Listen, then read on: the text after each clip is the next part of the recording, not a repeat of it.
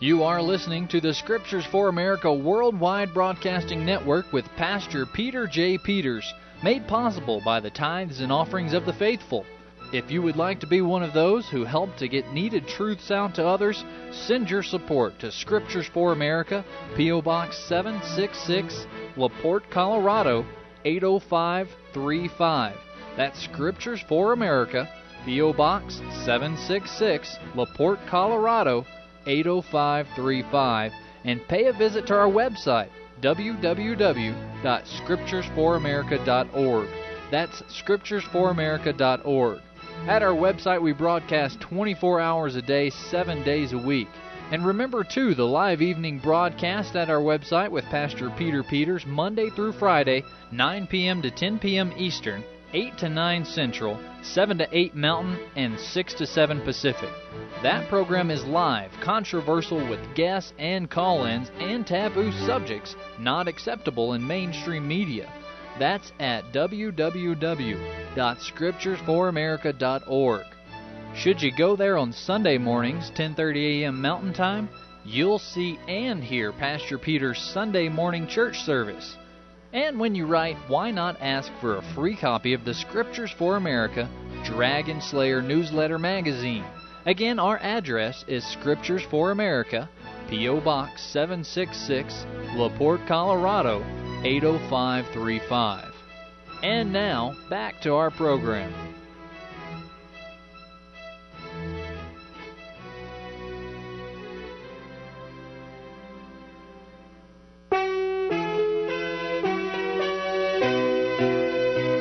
It is time for Scriptures for America Worldwide with Pastor Peter J. Peters.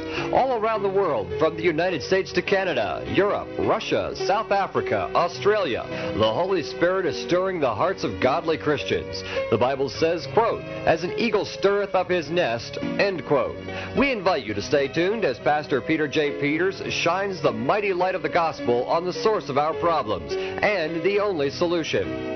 Please keep Scriptures for America in your prayers. And now, Pastor Peters.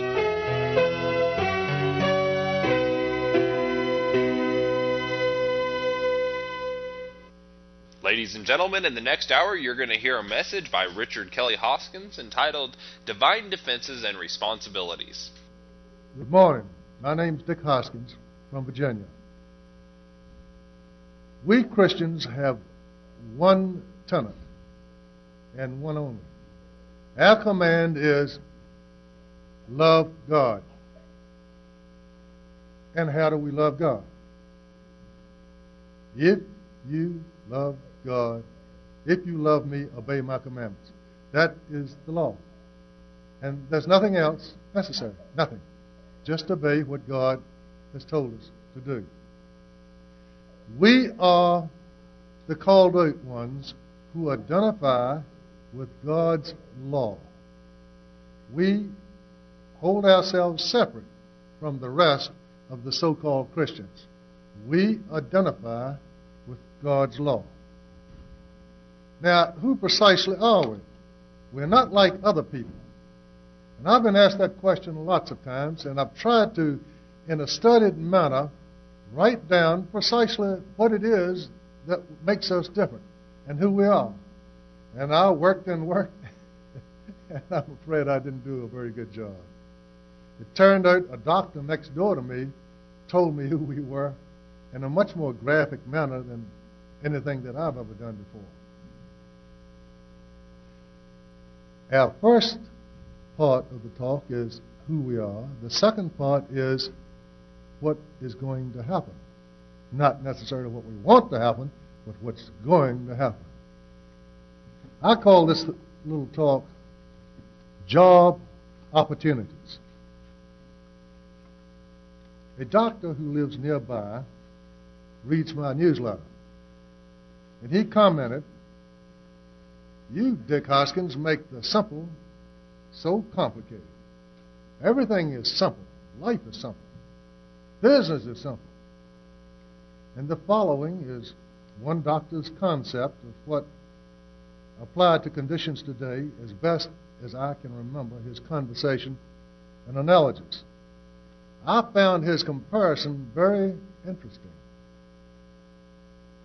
Western society is almost an exact copy of an individual's body. The brain is the governor, the nerves, communications, the stomach, manufacturing. The liver purifies the blood.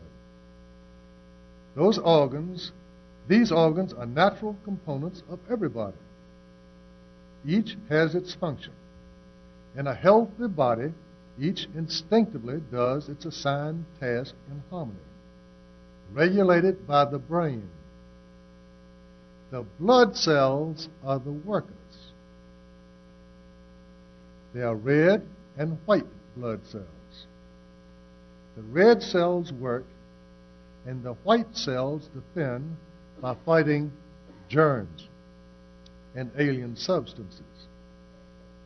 For every 740 red cells, there is only one single white cell. Every healthy, well-ordered body is always under attack from germs, viruses, organic and inorganic substances. Entry may be gained quietly through all the natural openings of the body, usually through the mouth, along with what we eat. Alien immigration can cause a stomachache. Alien entry can also be made by piercing the skin. Everything from a mosquito bite to a bullet, which corresponds to invasion by armies, all the way to the quiet individual wetback wading the Rio Grande. Either can cause infections. Attacks from without are often painful. The body notices a Pearl Harbor. Even an Indian attack is noticed. The first corresponds to a wound from a .357 Magnum. The last to a mere splinter. The splinter may become painful. When removed, the alien portion that remains is surrounded by white cells and attacked. The resulting pus is the dead white blood cells that perish in the conflict. The combat around the splinter causes the battle area to become warm. The pain and the warmness of the wound signals conflict with an alien presence in the body, which responds at last by producing more white blood cells. White cells are unique. They attack the alien presence on sight and willingly die in the process. It is the reason they were created. Every different body has these white blood cells. They are called Shiites in Islam, kamikazes in Japan, and Phineas Priest in the West. Abortion and tax protesters are recent examples. An infection may grow to become an abscess. It will either expel the alien presence, or the alien presence in the wound will overcome the body's defenses and kill the body. If a toxic wound releases poisonous material into the body, this material is caught up and moved about by the body's bloodstream transportation system. An AIDS-type infection brought in by alien bodies may quickly spread from New York throughout the body and infect healthy blood cells. This may be very serious. This is why white blood cells are so very contentious about the smallest splinter, a splinter that others don't consider important. An alien presence can cause a tumor or take up residence in an existing tumor. Tumors often grow abnormally as they absorb body nutrients meant for others. Brain tumors are often responsible for abnormal acts. Bodily organs may respond by retaining poisons in prisons instead of eliminating them, the death penalty. They may even direct the release of the alien presence back into the body, where they again walk the streets doing injury to the health of the red blood cells. Tumors pressing on a governing brain or normal cells made toxic by association with invading viruses can produce nervous disorders. Entering the pituitary gland, they may cause it to release abnormal amounts of monetary adrenaline. The body may respond to the stimulus with sudden feverish activity, an industrial boom. Things are being produced now, fast. It's all due to this adrenaline that is forced in by an alien presence. A sudden drop in monetary adrenaline may be followed by an epileptic stupor, the boom-bust syndrome. Resulting falls can be very harmful. Things like 1929 are devastating to a body. Acts characterized not just abnormal, but actually insane may result. The body may administer Civil War type self-inflicted wounds or assault its nearby fellows in world wars. It may cause the forced mixing of its own blood cells with toxic cells of invading alien bodies, thereby causing its own cells to become toxic. It may make abrasions in its own skin, allowing bacteria to swarm in. It may drain off and ship its own needed body resources to benefit hostile alien bodies in other lands. In cases of advanced infection, a diseased brain may launch attacks on its own defensive white blood cells. The only time a white blood cell is under attack from its own brain, its own government, is when something is abnormally wrong with that brain. It may even permit millions of its own newly created red blood cells needed for future work and survival of the body to be killed in laboratoriums. Its liver may no longer purify the blood by removing alien substances. The kidneys may no longer expel toxic poisons, but parole them back into the body after a short 6-month stint. In terminal cases, as the patient is ready to die, bone cancer may cause infections that will spread to the bone marrow, where blood cells are born, stopping their production altogether. The patient then dies. The whole thing can be complicated by hallucinations when an infected brain allows an infected nervous system to proclaim to the body that this condition and behavior is normal. This condition is good. It is good to mix with the hostile, invading viruses. And the red blood cells welcome this assurance that everything's okay, and they continue about their assigned tasks.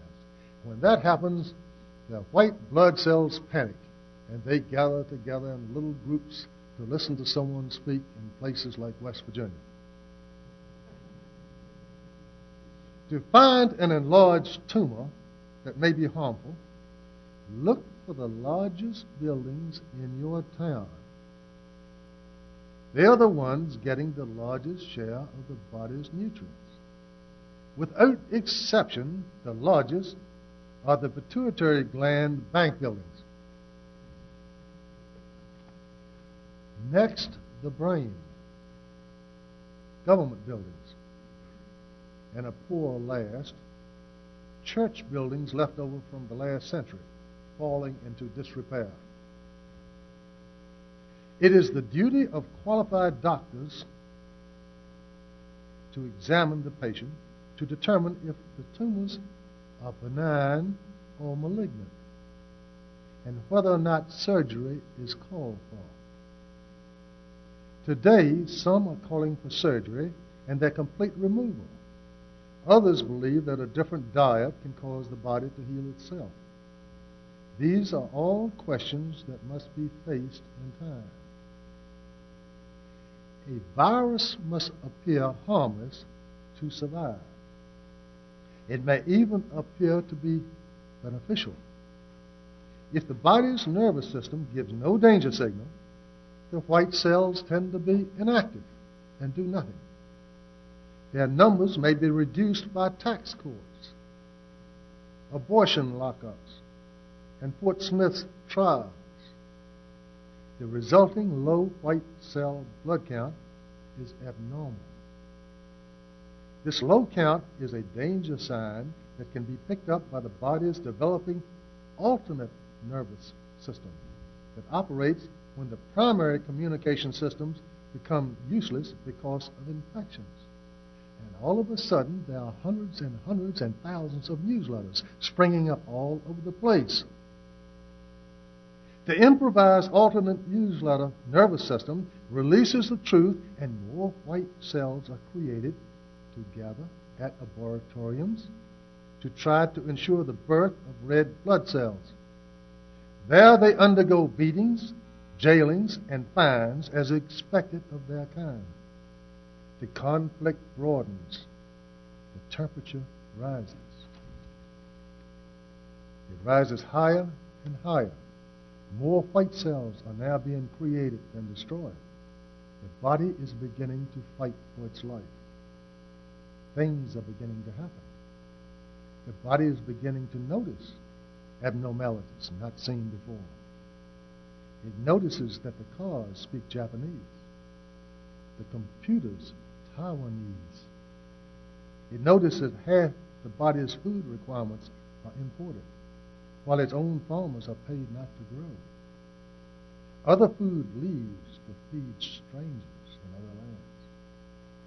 The body has no anti-missile defense and no bomb shelters, while its enemies do. Over the protest of its diseased brain and captive nervous system, word filters into the body that the extravagant tax demands fund abortion mills.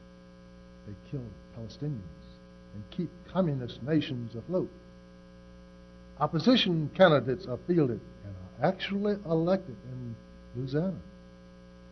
And over the angry protest of the leaders of organized religion, the ancient laws of conduct that guarantee health and survival are once more being taught and are being followed by increasing numbers of individuals, if not the church itself. The disease-free, healthy body is its own best doctor and is perfectly capable of judging itself by its jury system. It instinctively knows right and wrong, and if left alone, usually judges accordingly. Recently, white blood cells came before a jury of red blood cells in Fort Smith and were found not guilty. Another jury of red blood cells believed the innocence of 2 white blood cells in North Carolina. They were accused of shooting down a porno parlor of homosexuals and burning the building down on top of them. The temperature is rising. A fever is again apparent in the body of the West. It is the old sign of the body's attempt to heal itself. The outcome is always will determine whether the body lives or dies.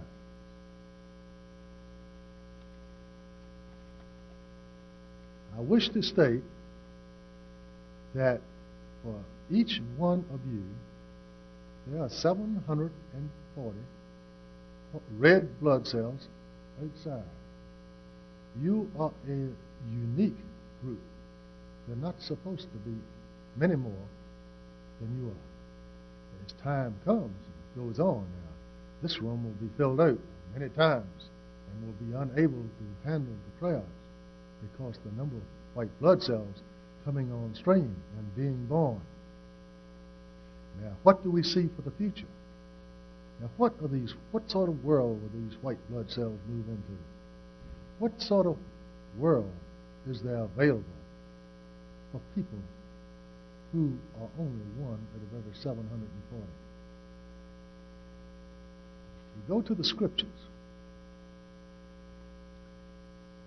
There went out a champion out of the camp of the Philistines named Goliath, whose height was 6 cubits from elbow to fingertip, and a span, a hand span. And the Philistines said, I defy the armies of Israel. And David's sling was in his hand. And the Philistine cursed David by his gods. Then said David, I come to thee in the name of the Lord of hosts, the God of the armies of Israel, whom thou defiest. And David took a stone and slang it. And he smote the Philistine in his forehead, that the stone sunk into his forehead, and he fell on his face. And when the Philistines saw their champion was dead, they turned and fled. And the children of Israel spoiled their tents. 1 Samuel 17, 1-53. One is not allowed to spoil one's kinsman when captive or when killed in battle, because one deals with kinsmen by kinsman's law. Now this is the law. He showed his word unto Jacob, his statutes and his judgments unto Israel. He hath not dealt so with any nation. As for his judgments, they have not known them. You deal with Israel by the law. You deal with strangers by their law. They understand no other. The Scripture says so. Their law, one must deal with strangers according to the stranger's own law, because they respect no other. Their law states, to the victor belongs the spoil. Today, the Israeli media proclaims that Arab land claimed by the Arabs for more than 1,000 years is now Israeli by right of conquest. Arab cities, towns, stores, farms, and homes, with all their contents, now belong to the Zionists, who spilled the blood of Arab men, women, and recently, especially children, whenever they consider it necessary to defend their spoil. Allah, the God of the Arabs, in turn promises paradise and wealth to the followers of Islam who die to regain this land and spread the faith. The Arab who can take a spoil from the Israeli or Christian may keep it. If he fails and dies in the attempt, he wins paradise. It's a win-win situation to the Arab. It's the best offer that many an impoverished Arab living on subsistence fare in a forsaken desert refugee camp has ever had in his lifetime. He feels he has no other choice. Who is foolish enough to expect the Christian not to see and not to learn that what works for the Arab and for the Jew will work for him? Sauce for the goose is sauce for the gander, especially when the stakes are high. The Saxon lost his land when the king took 1/3 by confiscating the land of rebellious subjects and by daring God by dealing in the capital offense of usury. Hath given forth upon usury, he shall surely die. Ezekiel 18:13. Forbidden by law to directly lend interest to his own kind, he brought in strangers. Can two walk together except they be agreed? Amos 3:3. If thou hast stricken thy hand with a stranger, Zwar, racial alien, thou art snared. Proverbs 6:1. They shall not dwell in thy land, lest they make thee sin against me. 1 Kings 4:21. Why should not strangers live in our land? Lest they make thee sin against me. These strangers were usury bankers to lend money to his own people and to bring them into bankruptcy.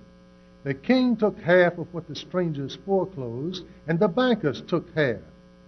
In 102 years, the bankers owned 1/5 of all of England. In 1290, the king banished his bankers and confiscated all their foreclosed land too for himself. The Saxon warrior became a serf on his own land, which was now owned by a lawless king who was also a kinsman. The king's chief competitor was the church. The church got 1/3 of the people's land by persuading the people to bequeath their land to the church upon their deaths in exchange for praying their souls out of purgatory. To keep the spoil, the church had to forbid the Saxon to read the law. The church burned people who did. The church owned 1/3, and the king owned 1/3 of that which had belonged to the people. What is the rule? The land shall be divided, each according to his need, and the land is not to be sold forever. It is the law. And the king came and took 1/3 of the land in violation of the law. And the church came and took 1/3 of the land in violation of the law. Whose land did they take? God's land that he gave to us. It is his land, and they defied God. The king grew envious of the church's spoil and deposed the head of the church and made himself its head, thereby combining his own 1/3 of the land with the church's 1/3. Excuse me. Which now allowed the king to own 2/3 of the church of the people's land.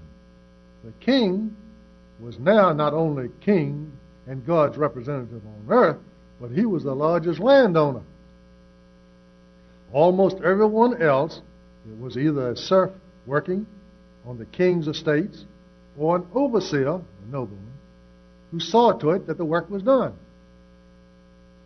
The king also forbade Saxons to read the Bible, to keep them from learning that the king was transgressing God's monopoly law by owning all the land. Now, what's the law on monopoly? The day is going to come when I say monopoly, and you're going to say, woe unto them that join host to host, that lay field to field, till there be no place, and there may be placed alone in the midst of the earth. Isaiah 4:8. When they say monopoly, you say that. The law against monopoly forbids monopoly. We have to know the law and be able to spout it out just like that. Let people argue with God. Don't let them argue with us. We've got better things to do. The king, too, burned people for snooping around in the scriptures to discover things that they shouldn't discover. Tyndale, who translated the Bible into English, was caught and burned by the king. Others were too. It is a historical fact that all of the early Bibles had to be printed by individuals without any ecclesiastical, royal, or public help. Since the establishment of the day was united to keep the people from learning the Word, and they still are. The Geneva Britches Bible, filled with the margin notes of the early reformers, pointing out the king's and the church's transgressions in detail, was smuggled into the land. It was dangerous to visit, and the king punished any who bought it. But that didn't stop it. It was bought and carefully hidden in every household in Britain. To combat this pernicious merchandise, he introduced a bishop Bible of his own, which left out the reformers' margin notes. The bishop Bible was ignored. The Geneva Bible still reigns supreme. The next attempt was a revision of the bishop's Bible called the King James Bible. This time it worked. The Geneva Bible was made hard to get, and the King James Version easy. So the King's Authorized Version became the new standard.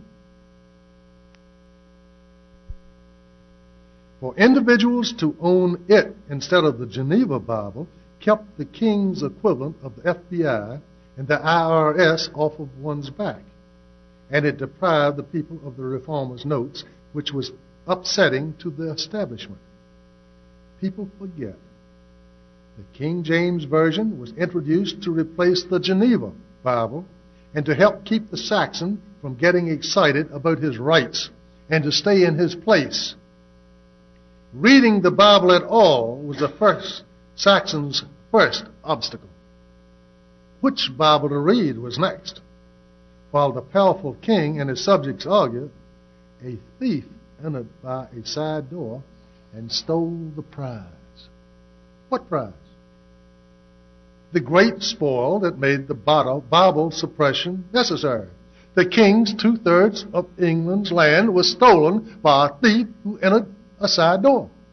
The whole thing was stolen like that. How was it done?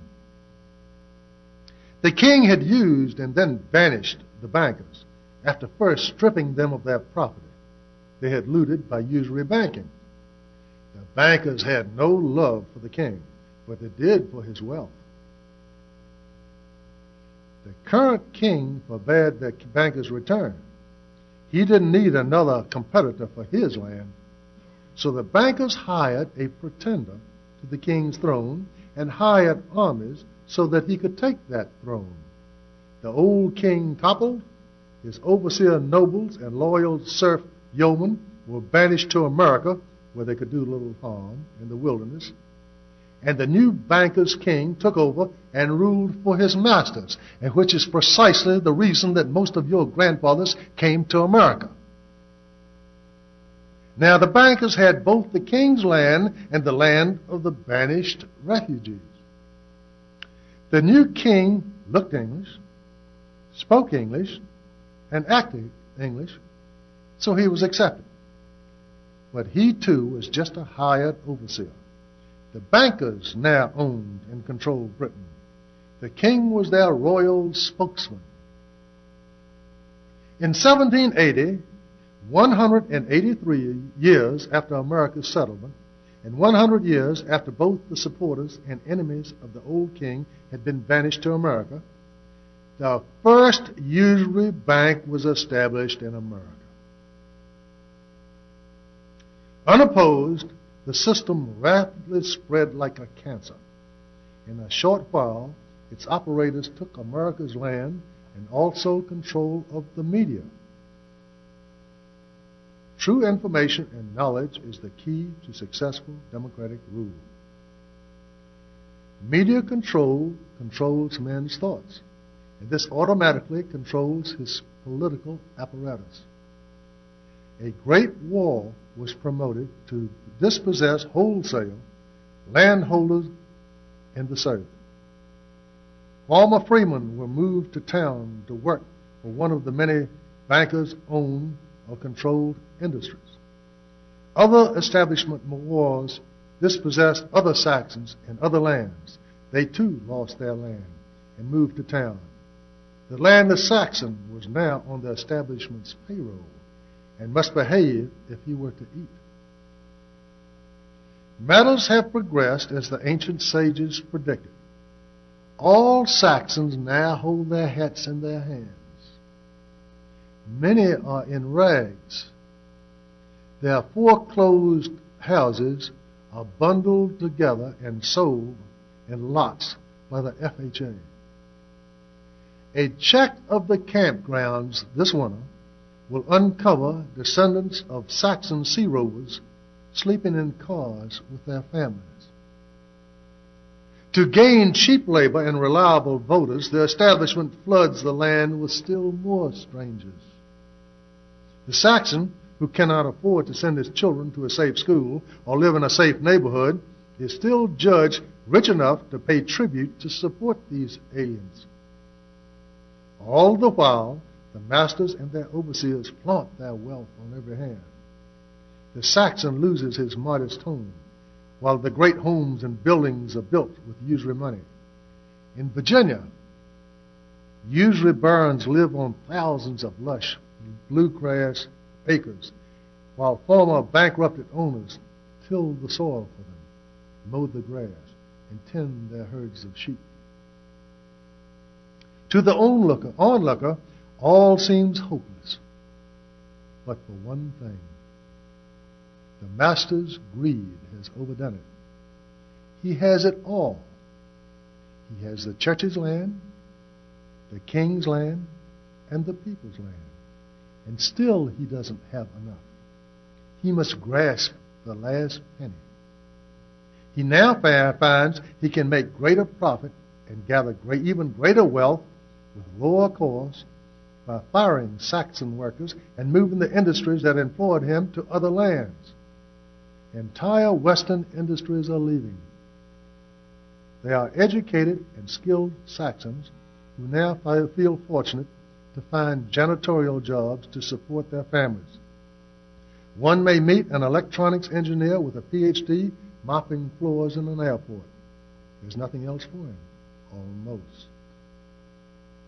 The Saxon sees, if the God of the Jews can approve their invading another's land and keeping it in the face of world opinion, if they can shoot down Arab women and children and stoutly maintain that it is their God-given right to do so, if they can go to foreign countries and kidnap those whom they claim have harmed them, try, confiscate, and execute them, if they can flaunt the Christian law in the Christian nations in which they live and trade, if they can order their agents in foreign lands to send them reparations from these nations, and if Allah can tell Arabs to kill their own people who fraternize with the Israelis, if Allah promises them paradise and spoil for resisting the infidel, does the Christian God promise the Saxon less? How long can one expect it to take before 6 men at a time gather at brass altars and draw weapons? Cause them that have charge to draw near, even every man with his destroying weapon. 6 men come, and 1 man with a writer's inkhorn at his side. And they went in and stood beside the brazen altar. And to the others he said, Go ye and smite, and begin at my sanctuary. Then they began with the ancient men, the elders, which were before the house. Ezekiel 9, 1-6. And it goes on, Cursed be he that doeth the work of the Lord deceitfully, and cursed be he that keepeth back his sword from blood. Jeremiah 48:10. If you will not do all these commandments, I will bring a sword upon you. Leviticus 26:14-35. He said unto them, He that hath no sword, let him sell his garment and buy one. Luke 22:36. But if you will not do all these commandments, I will do this unto you. You shall sow your seed in vain, for your enemies shall eat it. They'll ship it overseas. And they shall hate you that reign over you. They that hate us are reigning over us. And you shall flee when none pursueth you. You cannot even name the name of your enemy without looking over your shoulder. I will break the pride of your power. You cannot even name the name of your God on the media and quote his words and his laws. Your land shall not yield her increase. The farms will be shut down. The crops will not grow. I will send my wild beast among you, which shall rob you of your children. The beast, the Gentile, the pig, the stranger, and make you few in numbers. I will bring a sword upon you. That is to come. I will send the pestilence among you, AIDS. I will cast your carcasses upon the carcasses of your idols, and I will make your cities waste, and I will bring the land into desolation. Leviticus 26:14-35. Who is our enemy? Our enemy is God, not the stranger. The stranger is his servant. Does one actually expect an impoverished Saxon to pass by and look over the iron fence at Goliath living unpunished in his mansion? One who is known to have committed capital crimes against God, and yet securely lives on Saxon land and feasts on Saxon wealth? Unpunished crimes are the things that the Word says brings God's curse on all the people of the land, the Saxon included. Now what's the law? Because thou hast let go out of thy hand a man whom I had appointed to utter destruction, therefore thy life shall go for his life, and thy people for his people. 1 Kings 20:42. This is the law I am reading to you, and it will happen as I have stated. Will not he believe the word when it says the removal of the guilty will remove God's curse? Then up stood Phinehas and executed judgment. So the plague was stayed, and that was counted unto Phinehas for righteousness, unto all generations forevermore. Psalms 106, 29 to 31. Will not the son of Isaac ask why David should pull the plow while David has a sling and a rock? Will not Goliath tell David where the wealth is hidden with a sword pressed to his throat? Do not Goliath's chariots transport wealth daily on the byways, and his counting houses hold vast sums? Does not this wealth mount beyond measure to the sky? To hungry, abused men, the prey seems so vulnerable, especially men whose Viking grandfathers made their living by desperate ventures. Till now, all that has kept David's descendants from climbing the iron fence and spoiling Goliath are Bible stories told by establishment tax-exempt priests who are made tax-exempt for telling the stories. They say that God's law has been done away. Then the hunger pangs strike, and the Saxon reads the word himself. What he sees are not the words of Goliath's priest. A fool can see that Goliath is king. His horsemen gallop into the countryside, shouting Park Avenue slogans and publishing new proclamations on every tree. Instant obedience is required. A lone cry of defiance immediately attracts troops of armored, warlike minions who quickly liquidate the rebel. His overseer governors and overseer judges are busy. The gavels rise and fall. The prisons are full. The overseers speak for their master, and their word is law. The Saxon now finds himself in the same place that the Jew and the Arab finds themselves. The God of the Jews tells them that they are justified. The God of the Arabs tells them that they are justified. The God of the Saxon tells him that he is justified. The people's land that was taken and combined into the king's land and the church's land is now combined into the banker's land. All the jealousy, fear, hate, anguish, and frustration that in the past was directed against the king and the church now goes with those who possess this monopoly. With history as a guide and the present example of both Jew and Arab to instruct, it is possible to predict that the following will invariably come to pass as surely as day follows night.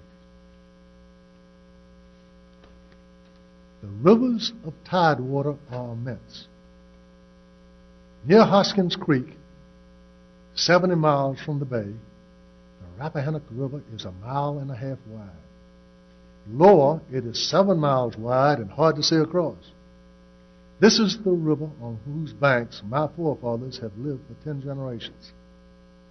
As mountains are to some, this great river is to my people. As a young man, I launched a sailboat in the dead of night out into this river where great men of war once sailed. I followed their bearings down the river. The elements caught my sailboat. The ebbing tide rushed strongly in the channel, and the wind from the starboard stung my face. By dawn, I had sailed into the great Chesapeake. It was glorious. I had sailed the very waters the ironclads had sailed, the tall, masted men of war. ships, longboats, and canoes. For a moment I felt a part of history. In my mind's eye, I passed on through Hampton Roads, with its scores of ships lying at anchor, and sailed on into the Atlantic mist. Sometimes, in the very early in the morning, before the sun rises, the fog hangs low on the ocean. The water is glassy, solid, not a sound or a ripple. The familiar sound of the buoy bell and the gull are gone. The fog envelops everything. All is still. The sailboat had become a grandfather's narrow dragon ship, inching soundlessly through the damp fog. Touching the sand bottom 40 feet from the beach, it quietly ground to a stop. Virginia mornings can be cold when the fog is heavy. One can touch bottom and hardly see the shore. Quietly, so as not to make a sound, a leg reaches over the gunwale and sinks into the cold water. The water sends an electric shock through the body. The other leg follows, and both sink into the cold, black water. It comes to the thighs and then to the belt. Standing on tiptoes on the sandy bottom to keep the cold water from rising higher, it only delays the inevitable. One wishes to be somewhere else, anywhere else, but hunger is master here. Reaching back into the boat, the helmet is cold, wet, and heavy. The great round shield from the side of the boat is next. It too is cold and wet with condensation. Then reaching back into the boat, the Saxon lifts his axe, balances it, and taking a few deep breaths, starts to wade to shore. It is time to go to work, to feed his family. There is much wrong in the land that must be righted. The table is spread, and the pay is good. In a big city far inland, the former engineer looks at his watch, rests his mop against the wall, and goes to the restaurant. A short while later, he emerges in a three-piece suit and a briefcase. He too is going to work. Both believe as their Crusader fathers believed before them. God wills it. Thank you. And ladies and gentlemen, in the last hour you heard a message by Richard Kelly Hoskins entitled Divine Defenses and Responsibilities. If you'd like to order a copy of this message on CD, we do ask that you resend us at least a $5 donation per CD, and write to Scriptures for America, Post Office Box 766, LaPorte, Colorado 80535. Our website is www.scripturesforamerica.org. We thank you for listening to the Scriptures for America Broadcasting Network. What if the science fiction stories you've been told were not fiction? Not fiction at all, but really stories told to you as fiction, so that when reality was made known to you, you couldn't believe it because you've been programmed to believe that only happens in those science fiction stories and movies. I'm Pastor Peter J. Peters, the author of the book, Terrible, Terrible Stories to Solve the Mystery of Lawlessness. You may wonder what I'm talking about. About what Jesus talked about in the story of the wheat and the tares. The truth is, the terrible stories, spelled T-E-R-R-I-B-L-E, told as news stories, are really terrible stories, spelled T-A-R-E-A-B-L-E. A tare is a plant, a fruitless parasitic plant that in its early stage looks like wheat. Jesus told the story this way, quote, "But when men slept, his enemy came and sowed tares among the wheat and went his way." End quote. Now, why haven't you heard about this story? Maybe they don't want you to hear. And who are the they? Glad you asked. They are the ones that you've been talking about when you say they are going to do this and they are going to do that. And if there is a they, and there is, then there is an us. And the us seem to know that they are against us. Jesus said it this way concerning the theys and the us's, that is, the wheat and the tares, quote, "The good seed are the children of the kingdom. but the tares are the children of the wicked one." End quote. Want to know more? Order our book, Terrible, Terrible Stories to Solve the Mystery of Lawlessness. Take advantage of our special promotional offer. Send a $10 offering to Scriptures for America, P.O. Box 766, LaPorte, Colorado, 80535. Or go to our website, scripturesforamerica.org, to order.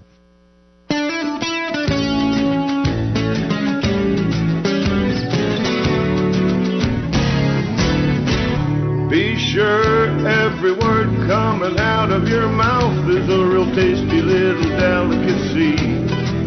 'Cause tomorrow you may have to eat those words, and any consequences there may be. And they're a bitter pill to swallow. They can come home ringing hollow with no water holding capability. So be sure every word coming out of your mouth is a real tasty little delicacy. Speak the truth of Jesus. Sing the praises of Calvary. Don't go spacing out or flipping out on some old world philosophy. Sing of love and kindness, the forgiving grace God brings. Sing of all the truth His love proclaims. Lift your voice and sing, sing, sing. They say actions speak louder than our words, but those words, they can cut like a knife. So be good to yourself. Speak love to those kiddies. Speak love to your husband or wife. 'Cause all that comes for your tummy won't pacify you, dummy, when you bit off more than you can chew.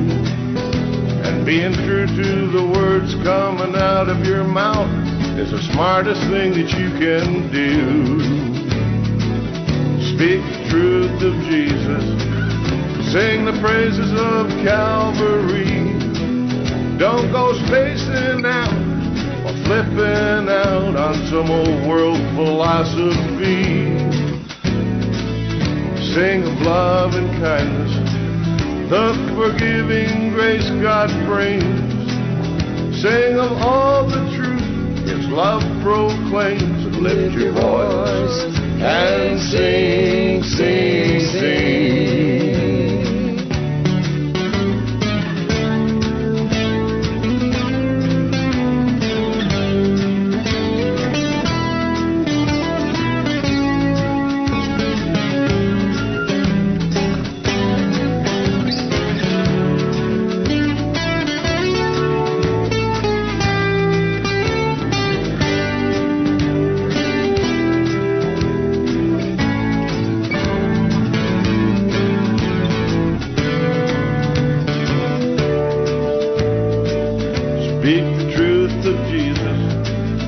Sing the praises of Calvary.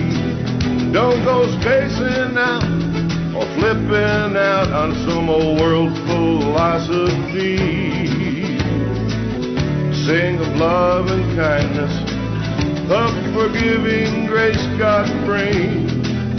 Sing of all the truth His love proclaims. Lift your voice and sing, sing, sing.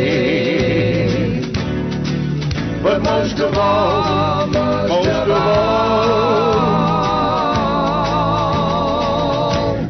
watch your mouth. Watch your mouth. Ladies and gentlemen, this is Pastor Peters. I hope you're enjoying listening to the Scriptures for America Worldwide Broadcasting Network. People are listening to this network all around the world, and they're hearing verboten truth 24 hours a day, 7 days a week, through satellite, shortwave, regular radio, and internet, all, I might say, without commercials or begging for funds. But I need to let you know that we need some funds to keep doing what we're doing. What we do, we do through faith. We pray a lot. And I have prayed that some of you who have been receiving from us might begin to give some back to us.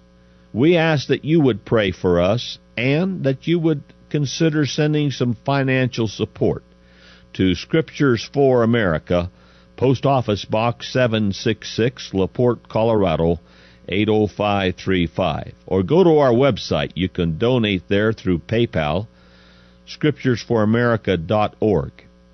Our address again is Scriptures for America, P.O. Box 766, LaPorte, Colorado, 80535. For us to continue to do what we're doing, we've got to have some of you do more in the way of prayer and giving. What we do, we do as a network without commercials, without money drives, without begging for money, but sometimes we have to let you know we need a little more money coming in here, because when you're about the Father's business, it's like any other business. You've got to have more inflow than outflow, and if you don't, you've got to do something different. Well, we are doing something different right now. We're making known to you our needs. That's something we don't normally do. We need your support. You need to take down this address. Scriptures for America, P.O. Box 766, LaPorte, Colorado, 80535.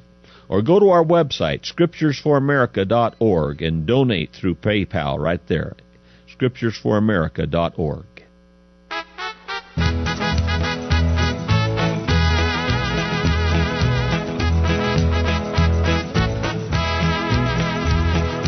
Sin is a terrible thing, and it makes a fiery ring. Fueled by wild desire, we fell into a ring of fire. We fell into a burning ring of fire, went down, down, down, and the flames went higher. It burns, burns, burns, that ring of fire, that ring of fire.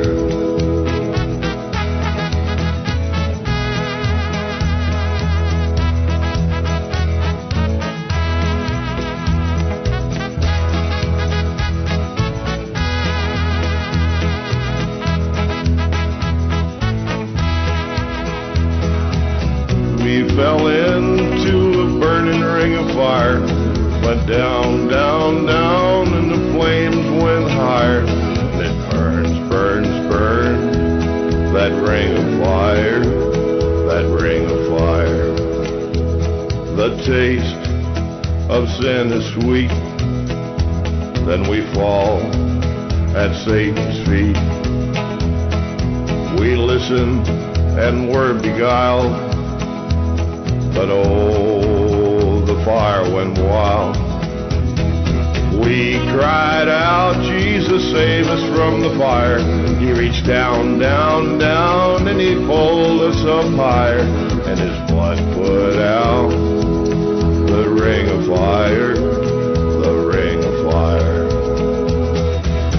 We cried out, Jesus, save us from the fire.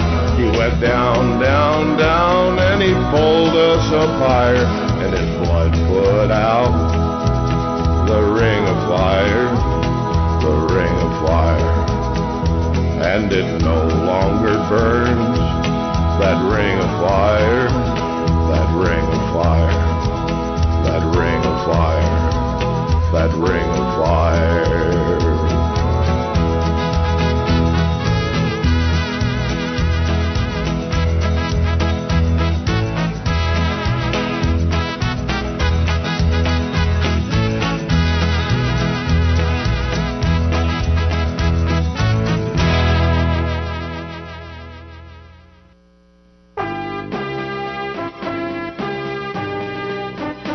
You have been listening to Scriptures for America Worldwide with Pastor Peter J. Peters. Should you want to write, the address is Box 766, LaPorte, Colorado, 80535 USA. Our fax number is country code 01-307-745-5914. Again, that is Box 766, LaPorte, Colorado, 80535 USA. Fax number 01-307-745-5914. When writing, please let us know on which broadcast frequency you received this program.